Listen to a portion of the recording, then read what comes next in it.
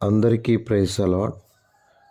ప్రభువైన యేసుక్రీస్తు నామములో మీ అందరికీ శుభములు తెలియజేస్తా ఉన్నాను. ప్రియమైన దేవుని బిడ్డలారా, అందరు బాగున్నారా? చాలా సంతోషం. ఈ సమయంలో దేవుని ప్రజలారా, దేవుని వాక్యం దగ్గరికి వస్తాం. యోబు గ్రంథము 22వ అధ్యాయము 28వ వచనం. మరియు నీవు దేనినైనను యోచన చేయగా అది నీకు స్థిరపరచబడును. ఈ విషయాన్ని ఎలీఫజు యోబుతో మాట్లాడుతున్నాడు. ఎలీఫజ్ చేస్తున్న తప్పు ఏంటంటే, ఎలీఫజులో ఉన్న నమ్మకం ఏంటంటే, నిర్దోషుల మీదికి దేవుడు విపత్తు రానియడు. ఇంత విపత్తు జరగడానికి గల కారణం తను ఊహిస్తూ ఉన్నాడు. ఊహిస్తూ ఇదిగో ఈ పొరపాట్లు నువ్వు చేశావు అని యోబు మీద మాట్లాడుతూ ఉన్నాడు. యోబు గారు, నీవు దప్పికొన్న వారికి నీళ్ళే లేదు, వస్త్రహీనుల బట్టలు తీసుకున్నావు, ఆకలిగొన్న వారి అన్నం పెట్టకపోయావు, కనుక నిజంగా విధవరాలను ఒట్టి చేతులతో పంపించి వేశావు అని చెప్పి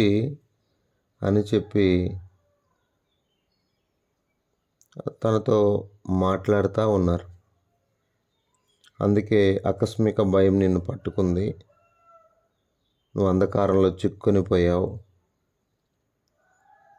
అన్నట్టుగా మాట్లాడుతూ ఉన్నాడు. ఇదే ఎలీఫజు 5వ అధ్యాయంలో కూడా మాట్లాడినాడు. ఇదే ఎలీఫజు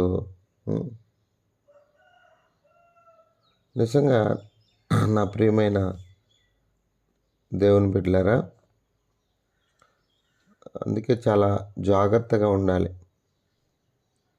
అవును, చాలాసార్లు మనం తొందరపడి మాట్లాడిన మాటలకి మరి దేవునికి సమాధానం చెప్పాలి.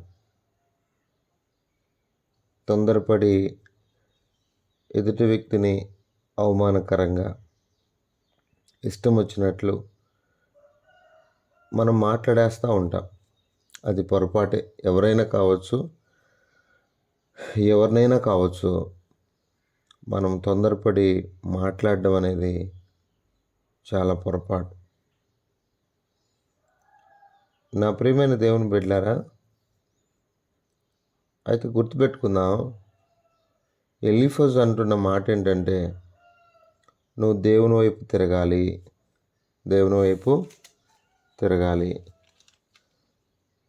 నీ దుర్మార్గత అంతటిని కూడా ఒప్పుకోవాలి. అర్థమైందా? తొలగించుకోవాలి. అప్పుడు నువ్వు అభివృద్ధి పొందుతావు. అప్పుడు దేవుని యందు ఆనందిస్తాడు. నీ ప్రార్థన దేవుడు వింటాడు. అప్పుడు నువ్వు ఏమి ఆలోచన చేసినా అది దేవుడు స్థిరపరుస్తాడు అని చెప్తున్నాడు. అంటే ఒకవేళ పొరపాటు చేస్తున్న వ్యక్తి విషయంలో మాత్రం ఇది నిజమే. ఇది యోబుకు ఆపాదించడానికి వీలు లేదు. యోబు ఎంత మంచివాడో, ఎంత చక్కగా భూమి మీద జీవించాడో 29వ అధ్యాయంలో తన సాక్ష్యాన్ని తాను పంచుకున్నాడు. ఈరోజు కూడా ఇలా ధైర్యంగా చెప్పగలిగే వాళ్ళ అవసరం. యోబు తను ఎలాంటి వాడో, తను ఏ స్థితిలో ఉన్నాడో చెప్పుకున్నాడు. పూర్వకాలమున ఉన్నట్లు నేనున్న ఎంత మేలు అని చెప్తూ నిజంగా చాలా బాగా నేను పెట్టిన అడుగెల్ల నేతిలో పడుతూ వచ్చింది. సర్వశక్తుడు నాకు తోడై ఉన్నాడు. దేవుడు నా గుడారం పైన ఉన్నాడు. నా గుడారంలో పాపం లేదు, కానీ దేవుడు నా గుడారంలో ఉన్నాడని చెప్తున్నాడు. నన్ను చూసి యవనస్తులు దాంకున్నారు.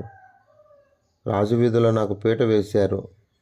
ముసలివాళ్ళు లేచి నిలుచున్నారు. అధికారులు మాట్లాడటం మాని నోటి మీద చేయి వేసుకున్నారు. ప్రధానులు మాట్లాడక ఊరుకున్నారు. అర్థమైంది. వారి నాలుక వారి అంగిలి అంటుకుంది. తండ్రి లేని వారికి నేను సహాయం చేశాను. నశించుటకు సిద్ధంగా ఉన్న వారి మీద వారి దీవెన నా మీదకి వచ్చింది. విధవరాల హృదయం సంతోషపెట్టాను అని చెప్తూ, గుడ్డివారికి నేను కన్నునైతిని, కుంటివారికి పాదమునైతిని, తండ్రులకు తండ్రిగా దరిద్రులకు తండ్రిగా ఉంటిని అని 29వ అధ్యాయంలో మనం చూస్తాం. ఆయన గతంలో ఏం చేసేవాడో 29వ అధ్యాయం 25వ వచ్చి, నేను వారికి పెద్దనై కూర్చుండి వారికి మార్గములను ఏర్పరిచితిని, సేనలో రాజు వలెను దుఃఖించువాని ఓదార్చువాని వల్ల నేను ఉంటిని. అలా ఉన్నాడని చెప్తున్నాడు. దేవుని బిడ్డలారా, యోబు గారి జీవితం మరి ఒక విషాద గాథ. సాతానుడి యొక్క ప్రతాపం ఎప్పుడు కూడా సాతానుడు పాడు చేయాలని చూస్తాడు. ఈరోజు ఎన్నో కుటుంబాలు పాడైపోవడానికి కారణం సాతానే, దేవుడు కాదు. కాబట్టి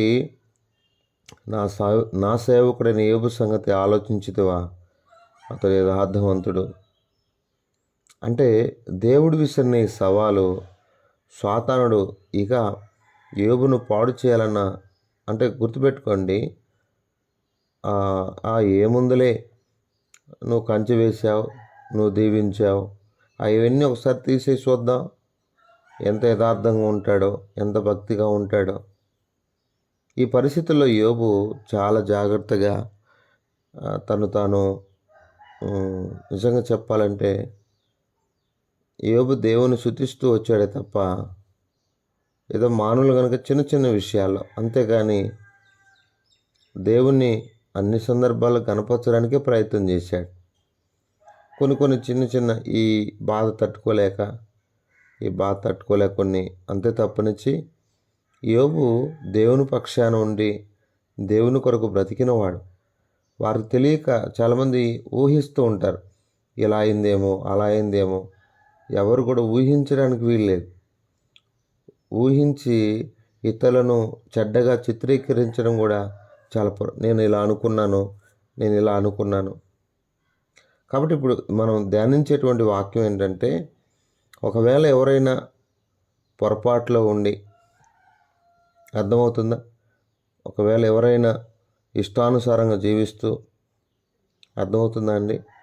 దేవుడి ఆజ్ఞలు పాటించకుండా, వస్త్రహీనులకు వస్త్రాలు ఇవ్వకుండా, అర్థమైన దప్పికతో ఉన్న వారికి నీళ్ళు ఇవ్వకుండా, ఆకలితో ఉన్న వారికి అన్నం పెట్టకుండా, విధవరాలను ఒట్టి చేతులతో పంపిస్తూ ఇష్టానుసారంగా జీవిస్తూ ఉంటే వారు ఖచ్చితంగా వారికి దేవుని శిక్ష అయితే ఉంటుంది. వారు కొంత నష్టపోయే ప్రమాదం ఉంది. కాబట్టి ఒకవేళ అలా కాకుండా మంచిగా జీవిస్తున్న వారి విషయంలో దేవుడే కృప చూపుతాడు. వారు ఆలోచించిన ఆలోచనలు దేవుడు స్థిరపరుస్తాడు. ఎందుకంటే వారు దేవుని కొరకే ఆలోచిస్తారు, దేవుని కొరకే బ్రతకాలనుకుంటారు. నేను బైబిల్లో ఒక ఉదాహరణ మీకు చెప్తాను. ఎక్కువ మాట్లాడలేనులే, కానీ బైబిల్లో ఉన్న ఒక ఉదాహరణ మీకు చెప్పడానికి ప్రయత్నం చేస్తాను. సమూయేలు మొదటి గ్రంథం, ఆమె ఆలోచన యోచన దేవుడు ఎలా స్థిరపరిచాడో, ఎలా జరిపించాడో నేను మీకు చెప్పి ముందుకెళ్తాను. సమూయేలు మొదటి గ్రంథం, ఇక్కడ హన్నా అనే స్త్రీ ఉంది. ఆమె ఎప్పుడైతే దేవుని అవసరత గుర్తించిందో, అయ్యా పిల్లలని ప్రార్థన చేస్తూ వచ్చింది. కానీ ఇప్పుడు తన ప్రార్థనలో మార్పు వచ్చింది. తన ప్రార్థనలో మార్పు వచ్చి ఇప్పుడు ప్రార్థన చేస్తూ ఉంది. ఏమని 1వ అధ్యాయం 10వ వచనం, బహు దుఃఖాక్రాంతురాలై వచ్చి యెహోవా సన్నిధిని ప్రార్థన చేయొచ్చు, బహుగా ఏడ్చుచు, సైన్యములకు అధిపతి యెహోవా, నీ సేవకురాలైన నాకు కలిగి ఉన్న శ్రమను చూచి, నీ సేవకురాలైన నన్ను మరొక జ్ఞాపకం చేసుకొని, నీ సేవకురాలైన నాకు మగపిల్లను దయచేసిన యెడల వాని తల మీదికి క్షౌరం కత్తి ఎన్నటికీ రానీయక వాడు బ్రతుకు దినములంటూ నేను వానిని యెహోవానగు నీకు అప్పగింతునని మొక్కుబడి చేసుకునేను. ఆమె యెహోవా సన్నిధిని ప్రార్థన చేయుచుండగా ఏలి ఆమె నోరు కనిపెడుచుండెను. నా ప్రియమైన దేవుని బిడ్డలారా, అయ్యా నువ్వు గనక నాకు మగ సంతానం ఇస్తే నేను వాడిని నీకు ప్రతిష్ఠిస్తాను అని చెప్పింది. అంటే దేవునికి కూడా ఇప్పుడు అవసరం. ఎందుకంటే ఏలీ కుమారులు పాడైపోతున్న సమయం అది. ఏలీ కుమారులు సంఘాన్ని పాడు చేస్తున్న పరిస్థితులు అవి. ఇప్పుడు దేవునికి కూడా ఒక మంచి బిడ్డ అవసరం. ఆమె ఎప్పుడైతే అది దేవుని అవసరత మనం గుర్తించి ప్రార్థన చేస్తామో మన ఆలోచనలను దేవుడు స్థిరపరుస్తాడు.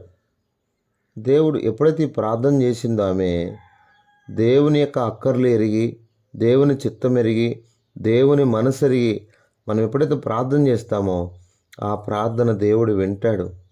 ఆమె కన్నీళ్లు గార్చింది. ఎంతో నిట్టూర్పులు దుఃఖముతో ప్రార్థన చేస్తూ వచ్చింది. 1వ అధ్యాయం 17వ వచనం. అంతటి ఏలి, నీవు క్షేమంగా వెళ్ళుము, ఇశ్రాయేలు దేవునితో నువ్వు చేసుకున్న మనవి ఆయన దయచేయునుగాక నామతో చెప్పు. నువ్వు క్షేమంగా వెళ్ళు.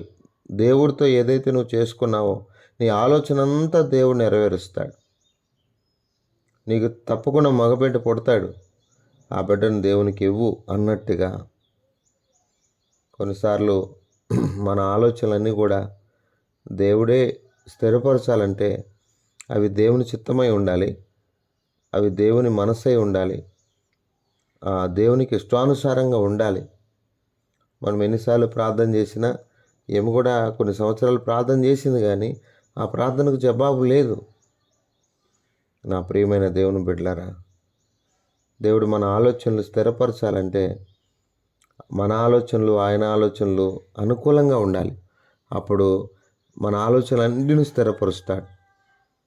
కనుక హన్నా చేసుకున్నటువంటి తీర్మానం, హన్నా చేసిన ప్రార్థన, హన్నా కన్నీరు, నిజంగా హన్నా ఆలోచన ఇప్పుడు దేవునికి అనుకూలంగా మారిన కారణాన్ని బట్టి చక్కని బిడ్డను దేవుడిచ్చాడు. ఆ బిడ్డ పేరు సమూయేలు. నిజంగా దాను మొదలుకొని బెర్షెబా వరకు ప్రవక్తగా స్థిరపడ్డాడు. అర్థమైందా? స్థిరపడ్డాడండి. దేవుడు ఒక అద్భుతమైనటువంటి వ్యక్తిగా, ప్రార్థనాపరుడిగా, పరిశుద్ధంగా జీవించడానికి ప్రయత్నించిన వ్యక్తిగా సమూయేలు గురించి మనం చూస్తాం. కనుక దేవుని బిడ్డలారా, మన ఆలోచనలన్నీ కూడా స్థిరపరచబడాలి అంటే, మన ఆలోచనలు దేవుని ఆలోచనలు, దేవుని చిత్తం మన చిత్తం అంతా కూడా సమానంగా ఎప్పుడైతే ఉంటుందో అప్పుడు మన ఆలోచనలన్నీ కూడా దేవుడే స్థిరపరుస్తాడు. ఆ విధంగా దేవుడు మనకి ఏం కావాలంటే అది ఆయన చిత్తంలో ఉన్నది తప్పకుండా ఆయన మనకు దయచేస్తాడు. ఆ విధంగా ప్రభు యోబు జీవితాన్ని కూడా తిరిగి దేవుడు సమకూర్చలేదని సమకూర్చాడు. తిరిగి మళ్ళా సంతతి ఇచ్చాడు. తిరిగి 2 ఆశీర్వాదంలోనికి యోబు గారు నడిపించాడు. ఎందుకంటే ఆయన ఆలోచన విధానం అంతా దేవుని వైపే ఉంది తప్ప, దేవుని తట్టే ఉంది తప్ప లోకానుసారంగా లేదు. ఆ విధంగా దేవుడు తను చక్కగా 2 ఆశీర్వాదంలోకి నడిపించాడు. మనల్ని కూడా దేవుడు మన ఆలోచనల విధానం దేవుని చిత్తమైనప్పుడు 2 ఆశీర్వాదం ఏంటి, 10 ఆశీర్వాదంలో కూడా నడిపిస్తాడు. ఆ విధంగా ప్రభు మనకి సహాయం చేయనుగాక. ప్రార్థన చేసుకుందాం. పరిశుద్ధమైన తండ్రి, కృపగల దేవుని కొందనాలు. మీరు ఇచ్చిన ఈ మంచి తలంపులు బట్టి స్తుతిస్తూ ప్రియుల కుటుంబాలను దీవించండి, ఆశీర్వాదకరంగా చేయండి. దేవా, మా ఆలోచన విధానాన్ని, ఆయన మా తలంపులను మీరు స్థిరపరిచే దేవుడు. నా తండ్రి, ఒకవేళ ఎవరైనా లోకానుసారంగా ఉన్నప్పుడు ఎంతో నష్టాలు ఉన్నాయి, నీ చిత్తాన్ని జరిగించలేనప్పుడు మరి ఈ భూమి మీద ఎన్నో నష్టాలు పొందేవారంగా ఉంటాం. నా తండ్రి, అలా కాకుండా మా ప్రియులను మీరు దీవించండి, ఆశీర్వాదకరంగా ఉంచండి. ఎప్పుడు ప్రభా నిన్నే గణపరిచే వారంగా, నా ప్రభు సర్వశక్తులను నీ తట్టు తిరిగే వారంగా, దుర్మార్గమునకు దూరంగా ఉండటానికి, తొలగించుకోవడానికి నా తండ్రి నిన్ను ఆనందింపజేసే వారంగా మమ్మల్ని సిద్ధపరచండి. నీకు ప్రార్థించే వారంగా నా తండ్రి, ఎందుకంటే నా ప్రభా దేనినే మా ఆలోచనలు సమస్తం కూడా మీరు స్థిరపరిచే దేవుడు తండ్రి. నా తండ్రి కనికరించండి. నీ కొరకు ఈ భూమి మీద జీవించడానికి మాకు అట్టి కృప దయచేయండి. ఆయన ఆలోచన స్థిరపరచువాడు నీకు వందనాలు. దావీదు మందిరం కట్టాలని ఆలోచన చేసినప్పుడు కుమారుని ద్వారా కట్టించావు. నాయన ఆలోచన స్థిరపరిచే దేవుడు నిన్ను స్తుతిస్తున్నా. అన్న గర్భఫలం కావాలి అనుకున్నప్పుడు ఆమె ఆలోచన ఎరిగి మంచి సంతానం అనుగ్రహించావు. అట్లు మా ప్రియుల యొక్క నాయన పరిస్థితులను ఎరిగిన దేవుడు కనికరించి సాయం చేయమని, ప్రతి ఒక్కరి అవసరం అక్కడ తీర్చమని యేసు పరిశుద్ధ నామంలో ప్రార్థన చేసి అడిగి వేడుకొనుచున్నాము తండ్రి. ఆమేన్.